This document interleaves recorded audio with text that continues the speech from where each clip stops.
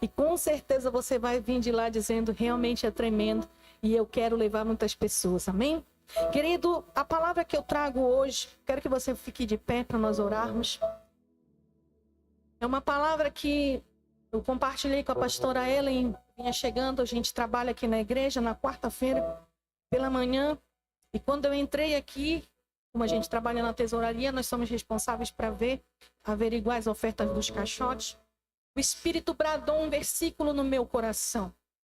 E de repente aquele brado do Espírito, aquele versículo, pastora Mila, começou a vir como se fosse uma seletiva de tantos conteúdos voltados para aquele versículo. E como eu ia ainda para a tesouraria, eu disse, meu Deus, Deus está me dando uma mensagem, será que é isso? Será que é para me colocar no papel? Será que é para me trazer para a igreja? Será que é para mim? E o Espírito Santo começou a colocar no meu coração para me colocar essa mensagem no papel. E eu comecei a colocar lá na casa da pastora Ellen, enfim, eu comentei com ela. E eu não imaginaria que era eu que ia ministrar nesse final de semana. Acredito eu que da parte do Senhor, Ele quer falar com nós de uma forma íntima, profunda. E por que eu pedi para você ficar de pé, colocar a mão no seu coração? Coloque a mão no seu coração. Porque o nosso coração ele é muito enganoso. Nosso coração é muito sutil. Ele nos engana. E o nosso coração, ele cria resistência com pessoas, com conteúdos, com argumentos. E talvez você está aqui, querido, e tenha mais conhecimento do que eu. Mas eu te peço, inclina teu coração a aprender com alguém aqui que está aprendendo ainda. E com certeza, o Espírito Santo vai falar com você, porque não vai ser eu, é o Espírito Santo. Então fecha teus olhos, Pai. Eu sei que o Senhor está aqui. Nós podemos sentir a sua presença. Sabe, o nosso coração se alegra quando o Senhor vem, porque significa que o Senhor encontrou uma noiva apaixonada. Nosso coração se alegra quando o Senhor vem, porque significa que o Senhor se agrada em nos olhar aqui na terra e encontrar verdadeiros adoradores. E nós queremos apresentar o nosso coração, porque ele é enganoso, ele cria resistência, ele é orgulhoso, ele é tão prepotente, ele é tão egoísta. Mas quando o nosso coração se depara com a tua presença, não há resistência que possa permanecer. Não há nada que possa, Senhor, permanecer a não ser o fluir do teu Espírito. E nós colocamos pedindo para que o Senhor ministre. Por favor, Pai, me ajuda a trazer a palavra que está no seu coração, com discernimento, com temor. Que não saia da minha boca nenhuma palavra torpe, mas a única que seja para edificação, para consolo, para correção e trazer sobre a nossa vida, Pai, o entendimento daquilo que o Senhor quer ministrar. Eu repreendo toda ação, todo eu. Senhor, nós colocamos debaixo da nossa cadeira tudo aquilo que tentar se levantar contra a Tua palavra, Papai, e nós damos liberdade. Fica à vontade, Espírito Santo. Ministra o nosso coração, aquilo que está no seu coração. Te amamos, em nome de Jesus. Você pode aplaudir Ele, Ele é digno. Você pode já estar se assentando, em nome de Jesus. A Bíblia que eu vou estar lendo hoje, querido, na linguagem, a Bíblia é a mensagem. Na verdade, é uma Bíblia que eu gosto por demais. Pela manhã, no meu secreto, eu tenho outro aplicativo da outra Bíblia, mas ela, assim, para mim é algo muito, muito íntimo. É uma linguagem que eu choro realmente. Não que as outras não tragam, mas é algo muito profundo. Quem aqui tem no seu aplicativo a Bíblia Mensagem sabe do que eu estou falando. E eu quero te dar o tema da mensagem de hoje falamos a mesma língua, sim ou não? Quem diz que é sim? Levanta a mão. Meu Deus. Falamos a mesma língua, sim ou não? Falamos a mesma língua, sim ou não? Mas qual é a nossa motivação? Falamos a mesma língua, mas qual é a nossa motivação? Quero que você possa abrir sua Bíblia em Gênesis capítulo 11. Nós vamos ler alguns versículos. Eu peço a sua compreensão, porque vamos ler muitos versículos hoje. Gênesis 11:1 diz assim: houve uma época em que toda a terra falava a mesma língua. E aconteceu que o povo mudou-se do Oriente e chegou a uma planície na terra de Sinear. Eles se fixaram ali. Então disseram uns aos outros: vamos fabricar tijolos e queimá-los bem. Eles usavam tijolos no lugar das pedras e piche no lugar da argamassa. Disseram também: vamos construir uma cidade e uma torre que chegue ao céu. Vamos nos tornar famosos. Vamos gravar bem esse versículo. Disseram também: vamos construir uma cidade e uma torre que chegue aos céus. Vamos nos tornar famosos. Assim não seremos espalhados pela terra. O Eterno desceu para olhar a cidade e a torre que eles estavam construindo. Ele analisou a situação e disse: um só povo, uma só língua. Pois bem, isso é só o começo. Imaginem o que vão inventar depois. Vamos descer e causar uma confusão de palavras. Diga: confusão de palavras, de modo que um não consiga entender o outro. Então o Eterno os dispersou dali pelo mundo inteiro e eles tiveram de interromper a construção da cidade. É por isso que ela ficou conhecida como Babel, porque foi ali que o Eterno transformou a língua do povo numa confusão de palavras e dali os dispersou pelo mundo inteiro. É um texto muito conhecido, acredito que pela maioria de nós, por ter aquele pedacinho que diz: e isso é só o começo. Já não haverá restrições, em outra tradução diz: para tudo que eles intentarem a fazer. Mas nós aprendemos que falar a mesma língua, querido, gera unidade, sim ou não? Amém? Gera unidade, gera conquistas. Mas nós precisamos entender que nem toda unidade, escute isso, é segura e confiável. Nem toda unidade é segura e confiável. Vou falar de novo para você. Aprendemos que falar a mesma língua gera unidade, conquistas, mas precisamos entender e aprender que nem toda unidade é segura e confiável. A unidade da Torre de Babel parecia deslumbrante, sim ou não? Sim, aos olhos dos homens, mas muito perigosa aos olhos de Deus. Aquela unidade era impecável, talvez se eu e você estivéssemos lá naquela época. Era deslumbrante aos nossos olhos, mas aos olhos de Deus parecia muito perigoso e comprometedor. E eu quero estar vendo para você algumas características desse pessoal que estava ali, daquele grupo de pessoas, daquele povoado que se destinou para aquela planície com um objetivo, com um propósito. E uma das características desse povo, eles falavam a mesma língua. Era uma só língua, como nós aqui falamos o português.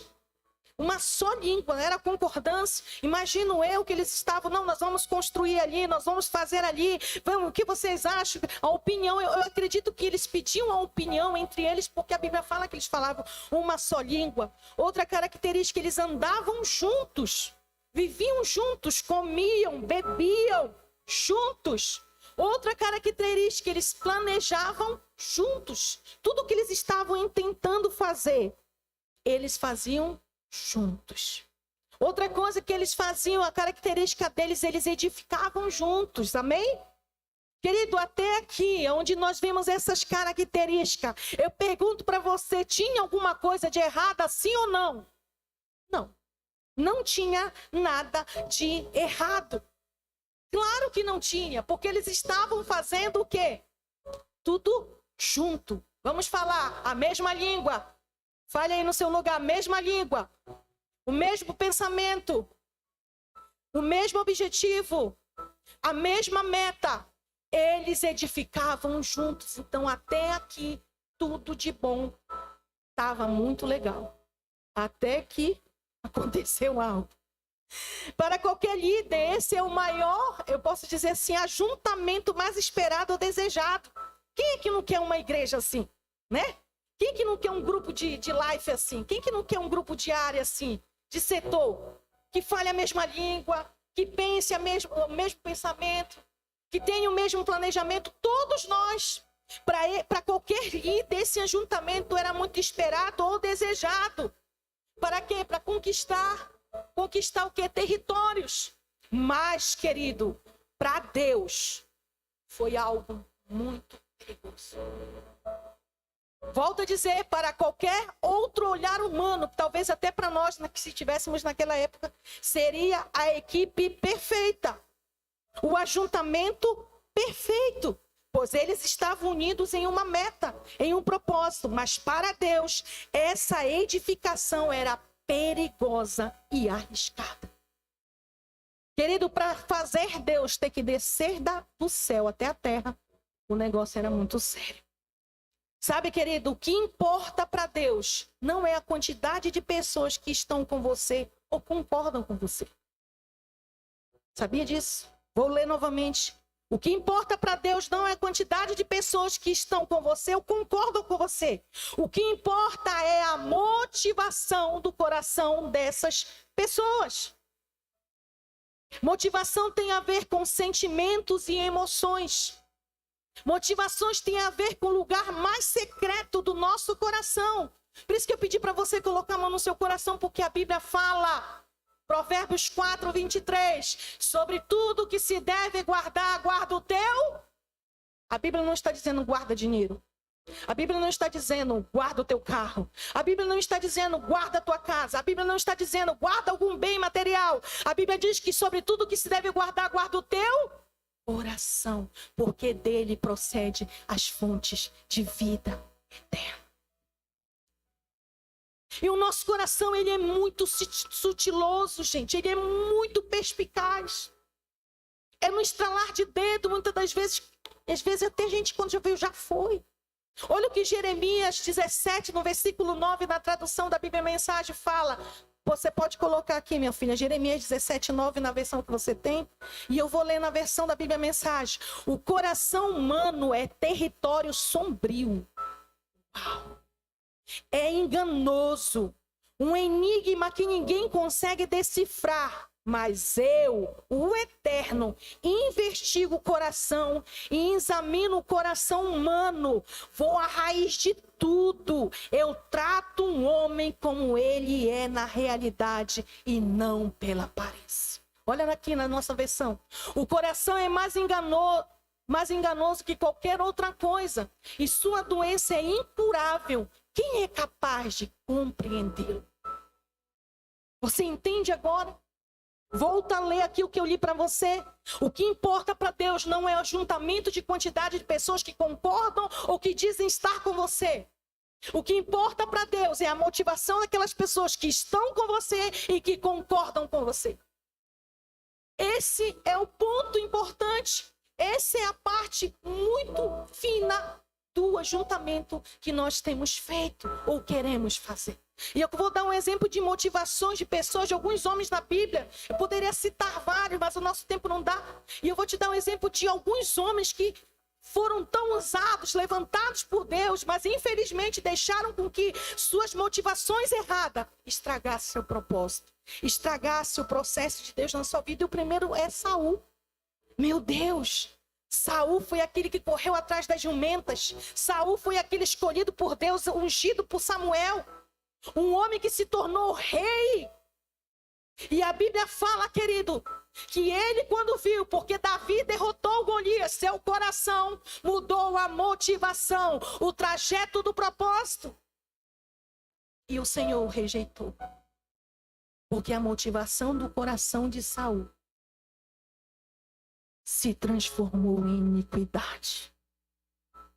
Ao ponto que Saul procurou uma vidente. Olha só, querido.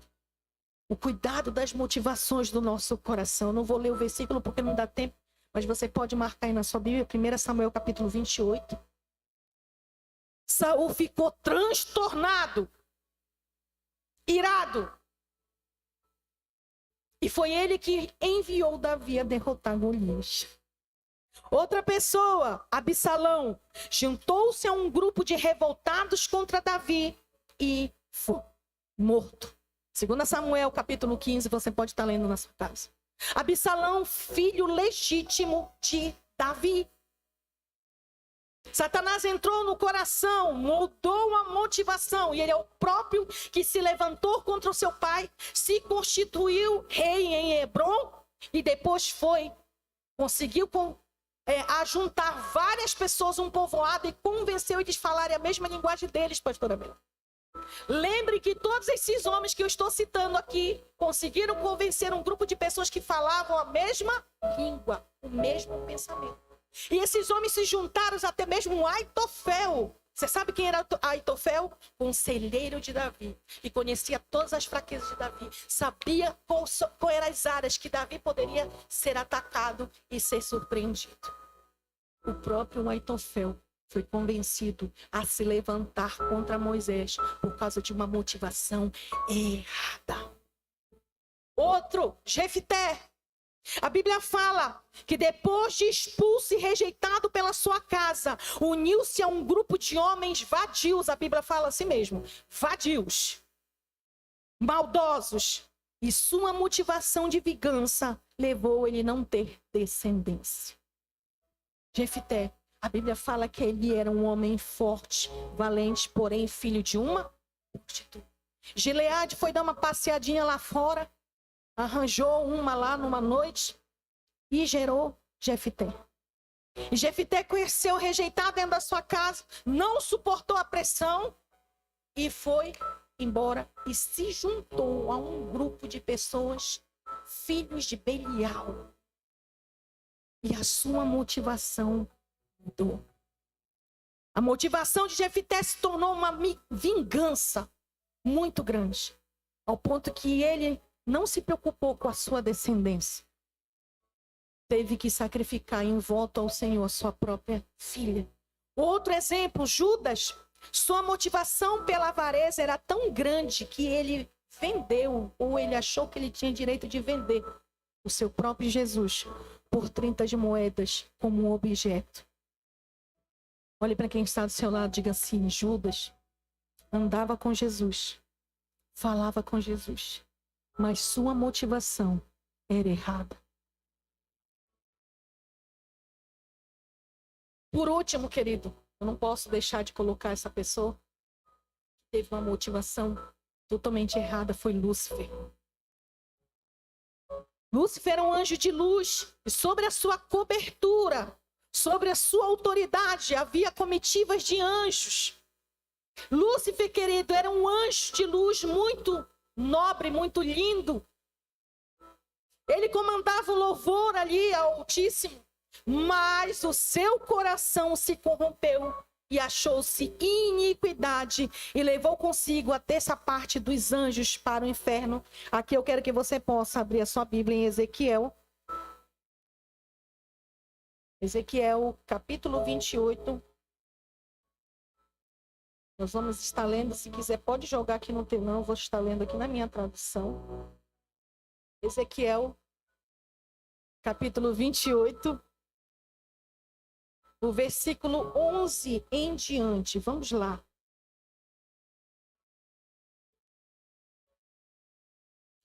Por isso o Eterno, o Senhor, diz: visto que você está agindo como um Deus, fazendo de conta que é um Deus, estou dando um aviso.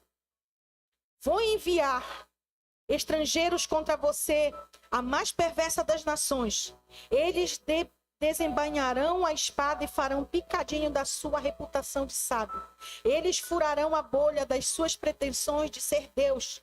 Eles derrubarão você do pedestal que você mesmo construiu e enterrarão você no fundo azul do mar. Nem tente protestar contra seus assassinos. Vocês não podem fazer isso. Eu sou um Deus para eles. Você é um simples mortal. Eles estão matando um homem, não um Deus. Você morrerá como um vira-lata. Será morto por estranho, porque eu disse assim, e o decreto do Eterno, o Senhor. A mensagem do Eterno veio a mim: filho do homem, cante um canto fúnebre pelo rei Tiro.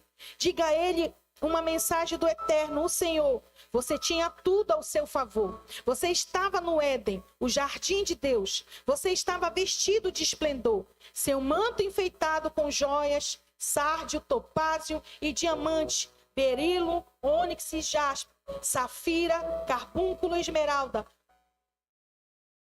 Vamos para cá que descarregou o celular.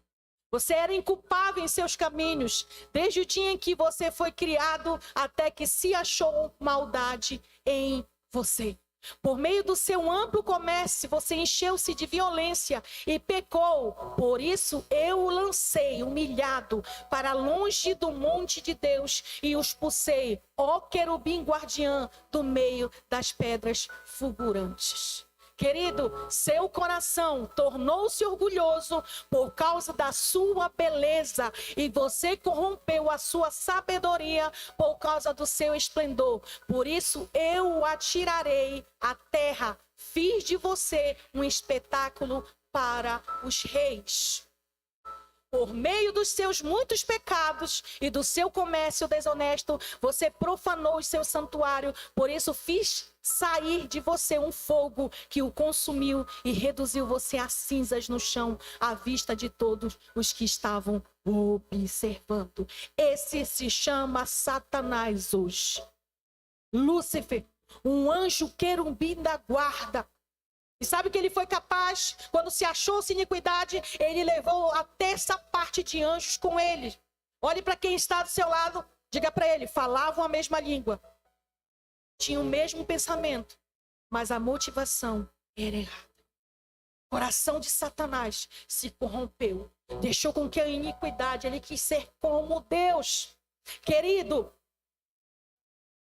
viu como a motivação do coração é o ponto principal para que a verdadeira unidade traga edificações alicerçadas em Cristo?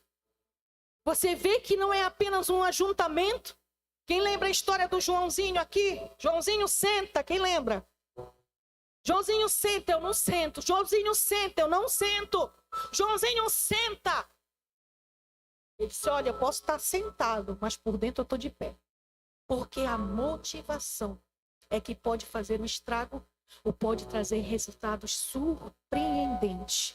Na Torre de Babel tinha tudo para dar certo, mas a motivação de edificar para nós, se tornar celebres, o meu nome, me tornar famoso, eu vou fazer, vamos lá, vamos construir aqui porque eu quero me tornar famoso, eu vou fazer aqui, sabe, esse ajuntamento porque eu quero me tornar famoso. O Senhor olhou aquilo ali, o Pai, o Filho e o Espírito, vamos descer lá que o negócio está entornado ali. Vamos descer ali. Ele fez, esse povo fez Deus descer e fazer uma confusão de línguas. Hebreus 12, versículo 15, minha filha, coloca para nós aí.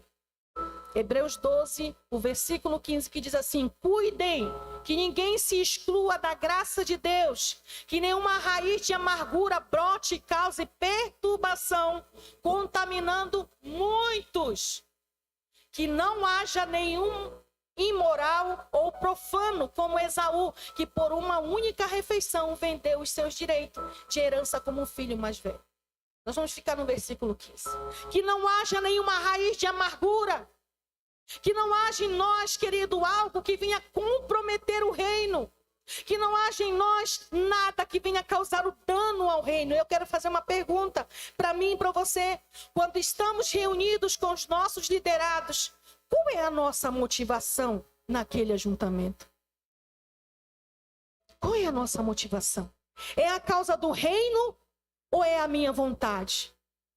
Ou é aquilo que eu quero que seja feito? Ou é aquilo que eu quero que seja feito conforme a minha vontade? Outra pergunta, sua motivação motiva ou contamina? Constrói ou destrói? Faz com que o reino apareça ou faz com que o reino desapareça? Porque se você for olhar lá no livro de Gênesis, o povo começou a se direcionar àquela planície. Havia um ajuntamento, houve-se uma notícia, eles vão construir uma cidade. Eles vão construir ali uma planície. O problema não estava na construção.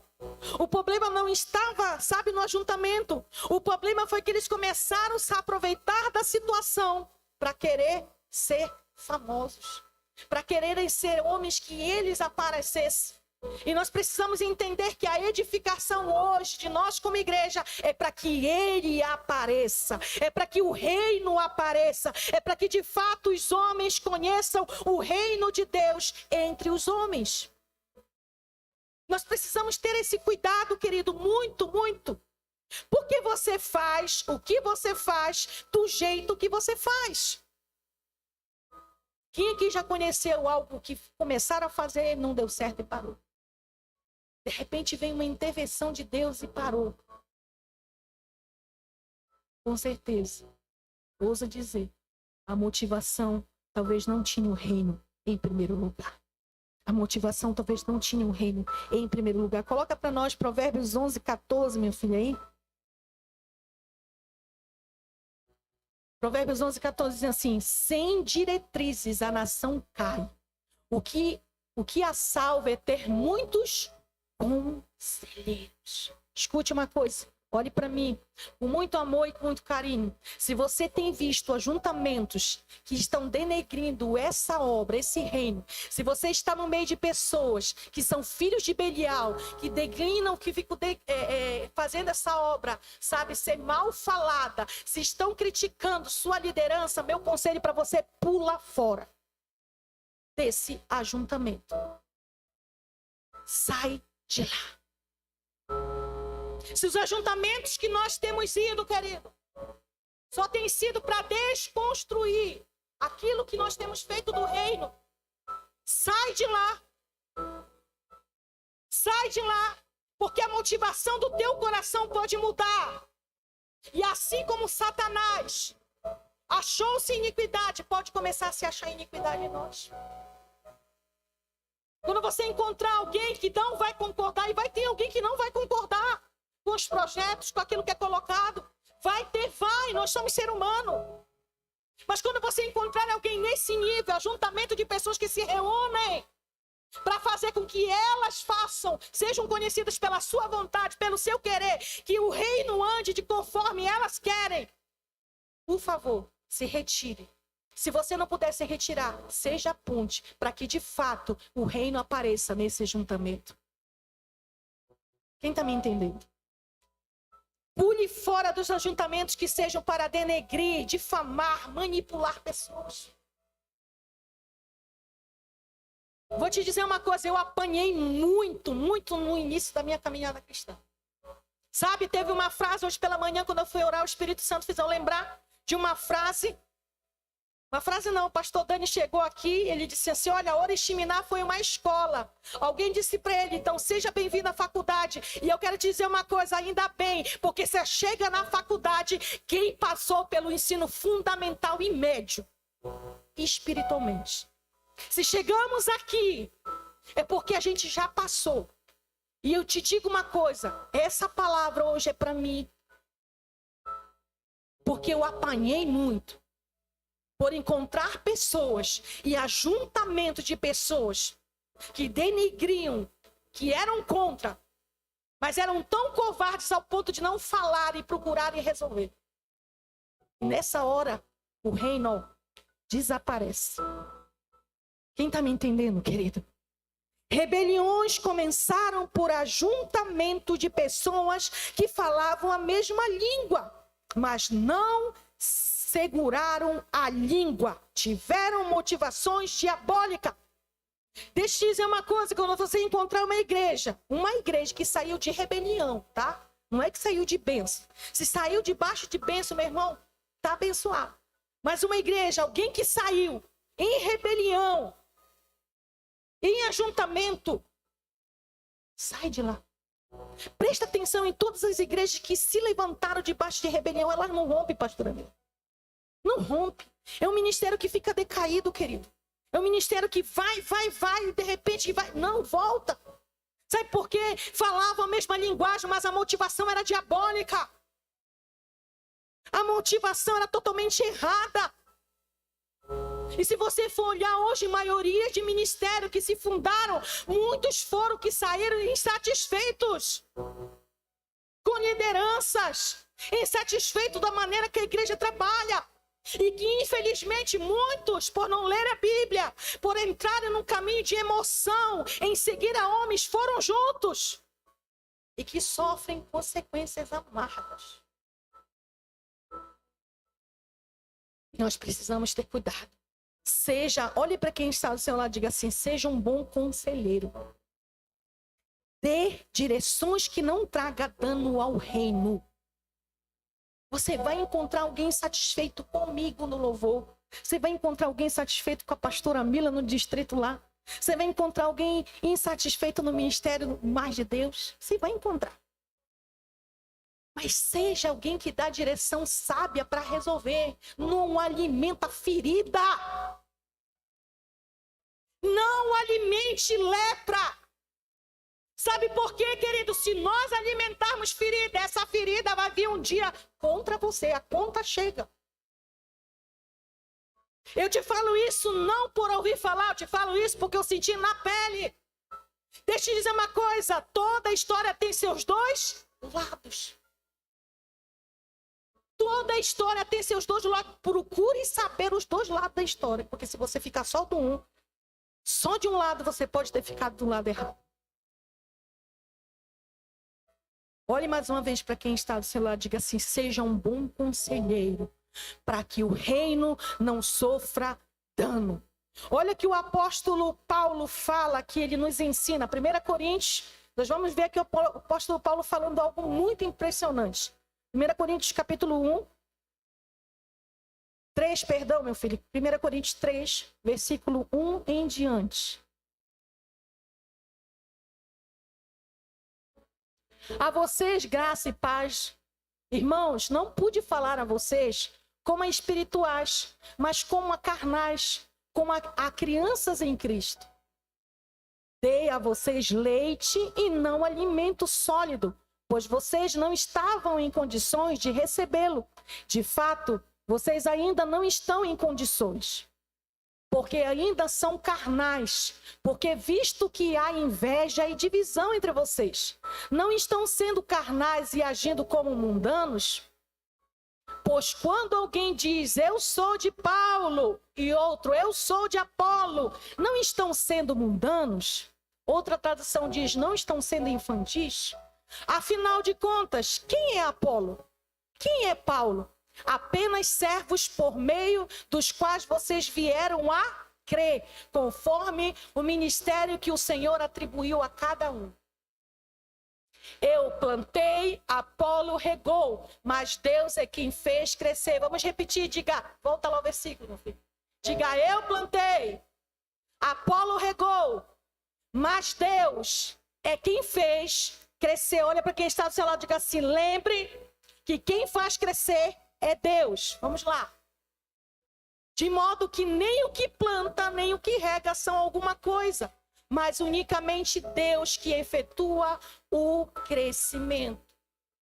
O que planta e o que rega tem um só propósito, e cada um será recompensado de acordo com o seu próprio trabalho. Preste atenção, pois nós somos cooperadores de Deus. Vocês são lavoura de Deus e edifício de Deus. Conforme a graça de Deus que me foi concedida, eu, como sábio construtor, lancei o alicerce e outro está construindo sobre ele. Contudo, veja como cada um constrói. Lembre disso. Contudo, volte lá.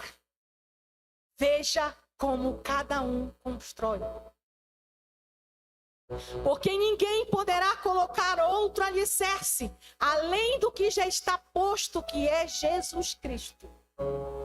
Se alguém constrói sobre esse alicerce, usando ouro, prata, pedras preciosas, madeira, feno ou palha, sua obra será mostrada, porque o dia o atrará à luz, pois será revelada pelo fogo que provará a qualidade da obra de cada um. Se o que alguém construiu permanecer, esse receberá recompensa. Você pode dizer um glória a Deus por isso? Você pode aplaudir Jesus, porque essa obra é alicerçada e ela permanece diante do Senhor.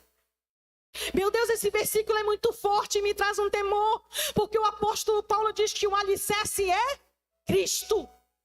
Mas se eu tentar construir nesse alicerce através de pedras, madeira, palha, Na tradução que eu ia ler para vocês, meu celular descarregou, diz: virá uma inspeção, pastora Mila, rigorosa da parte de Deus. E quando ele chegar, ele vai inspecionar. E se houver algo de errado, ele próprio vai destruir. É a Bíblia, a mensagem. Você confirma lá. Trazendo para nós. Nós somos lavoura de Deus. Nós somos cooperadores de Deus. Amém? Você pode dizer um glória a Deus? Talvez você plantou alguém, você plantou, alguém está regando, mas deixa eu dizer uma coisa: quem dá o crescimento não é você e nem eu, é Deus. Pela motivação certa. E o apóstolo Paulo estava vendo que o povo estava nesse nhenhenhê, como diz o pessoal. Ah, eu sou de Apolo. Ah, não, eu sou de Paulo. Ah, não, eu sou daqui. Ah, não, eu sou dali. O apóstolo Paulo disse: eu não posso nem falar para vocês de uma maneira mais forte, porque vocês estão sendo infantis quando vocês acham que são homens que fazem a obra crescer.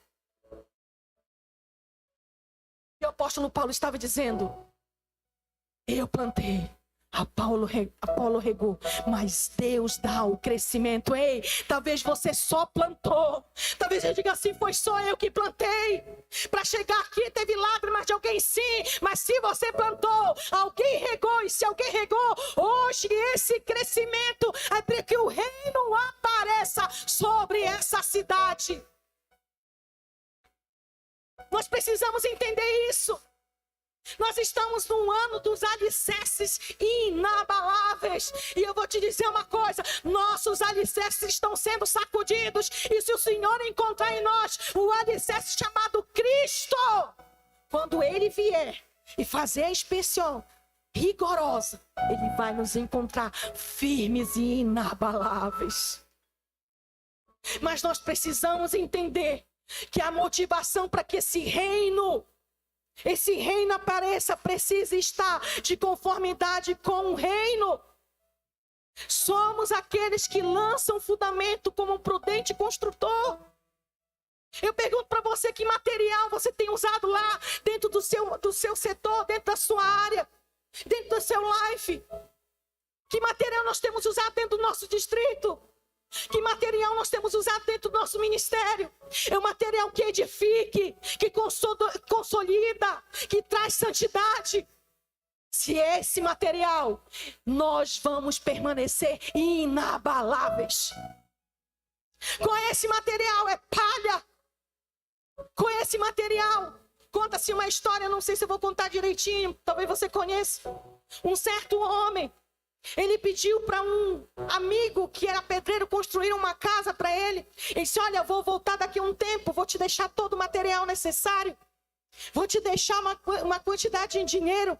E aquele homem, com o seu coração totalmente sagaz, avarento, ele pensou: eu vou colocar pouco cimento para sobrar material e eu poder vender e ganhar um dinheiro de cima. E de repente aquele homem começou a construir aquela casa com o pior tipo de estrutura. Ele colocava mais areia do que cimento. Ele não colocava o prumo para tentar ver se estava no nível.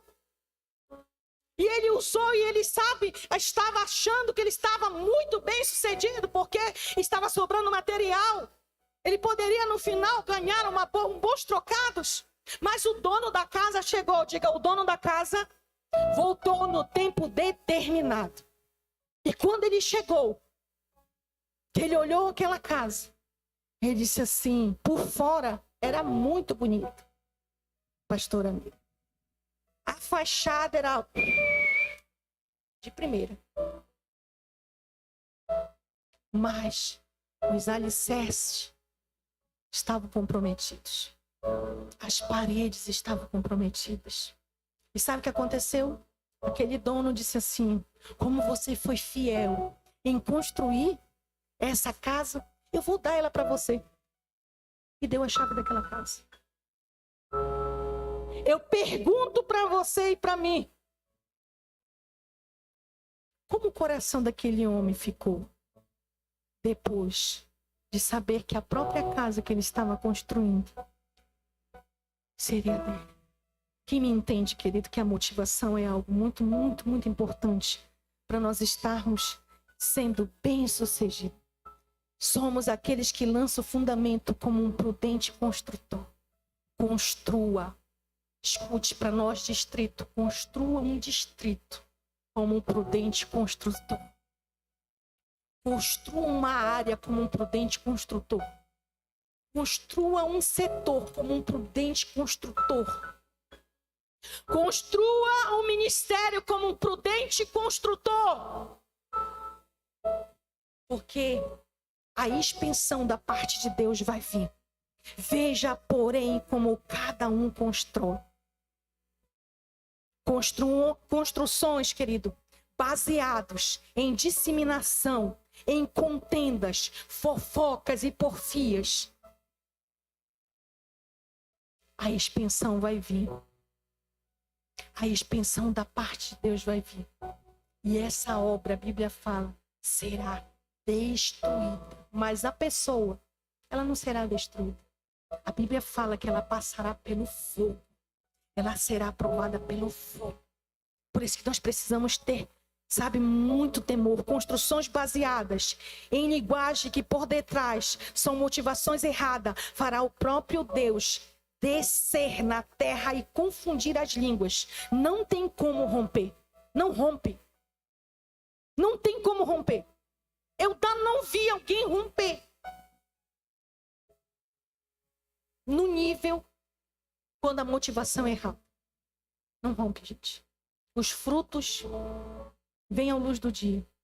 Vêm à luz do dia. Eu quero estar concluindo dizendo para você qual é a motivação certa. Você diga assim, a senhora só falou da torre, que a torre tinha motivação. Mas qual é a motivação certa? Qual é a motivação certa? É aquela que o reino está em primeiro lugar. É aquela em que o reino está em evidência. E nós vamos ver ela aqui no livro de Atos. Nos mostra uma evidência de que o reino de Deus se tornou expansivo, uma explosão de salvação, libertação e transformação de vida. Abra a Bíblia de vocês em Atos capítulo 2, versículo de 1 a 4, e depois nós vamos ler de 42 em diante. Coloque para nós aí, minha filha. Atos 2, isso. Você vai colocar do versículo 1 em diante.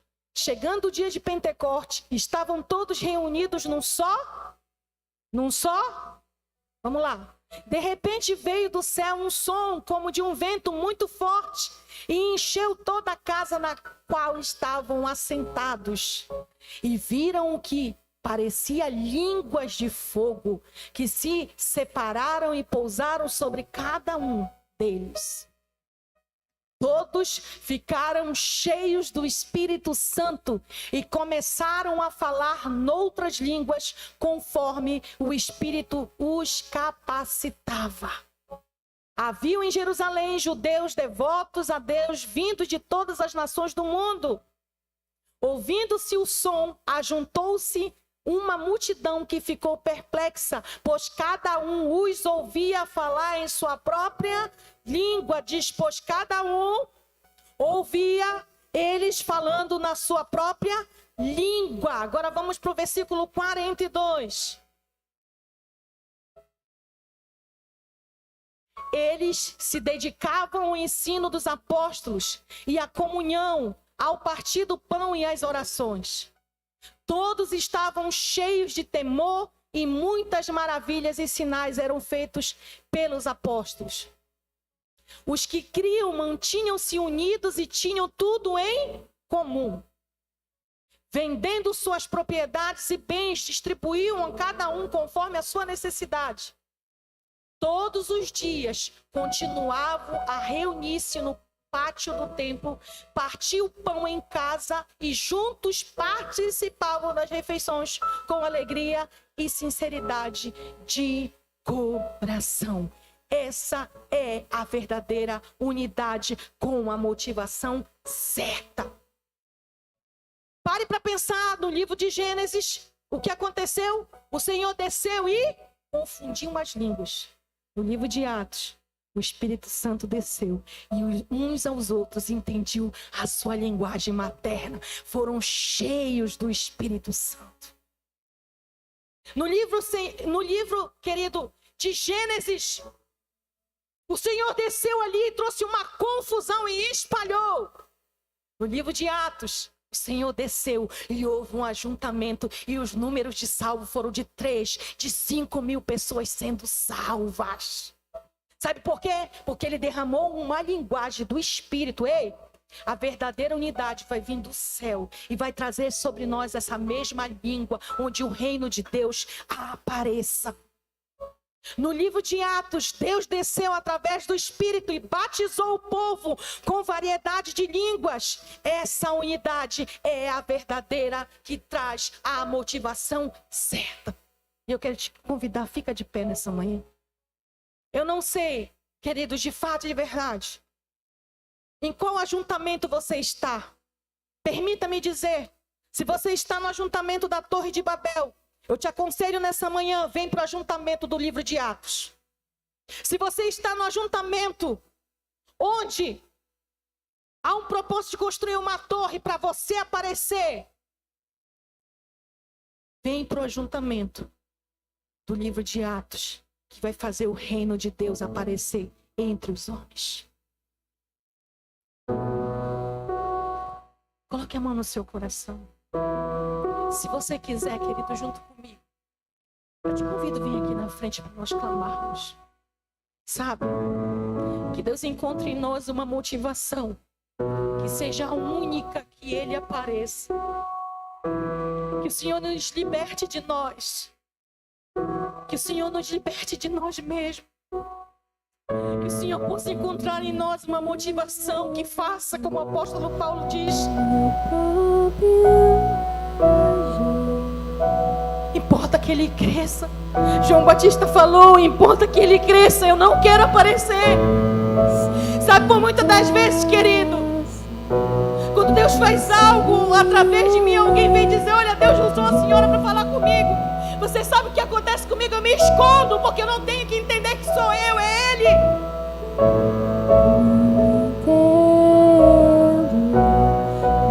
Que a motivação do nosso coração seja para que o reino apareça. Quando alguém te procurar, que seja para que o reino apareça. Quando os ajuntamentos de pessoas, seja para que ele apareça. Quando a torre, o ajuntamento da Torre de Babel aparecer na tua direção, seja usado para ser um canal para que o reino apareça ali naquele lugar. Você pode ouvir essa música, deixa o Espírito Santo ministrar. Acabo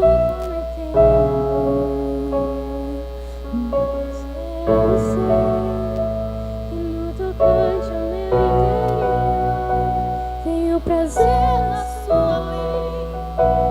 Tu és o meu amado, então liberta-me de mim. Quero ser a sua casa. Se você estiver aqui, diga isso pra ele. Então enche-me de ti, até que não haja mais espaço. Diga pra ele, Senhor, que a motivação do meu coração, deixa ele sondar, deixa ele sondar, deixa ele sondar. Diga, Senhor, pode sondar. Se no meu coração tem uma motivação que eu quero que outro se prejudique no ministério, se a motivação do meu coração é porque eu quero construir, eu quero que seja do meu jeito, eu questiono Deus, muda nessa manhã.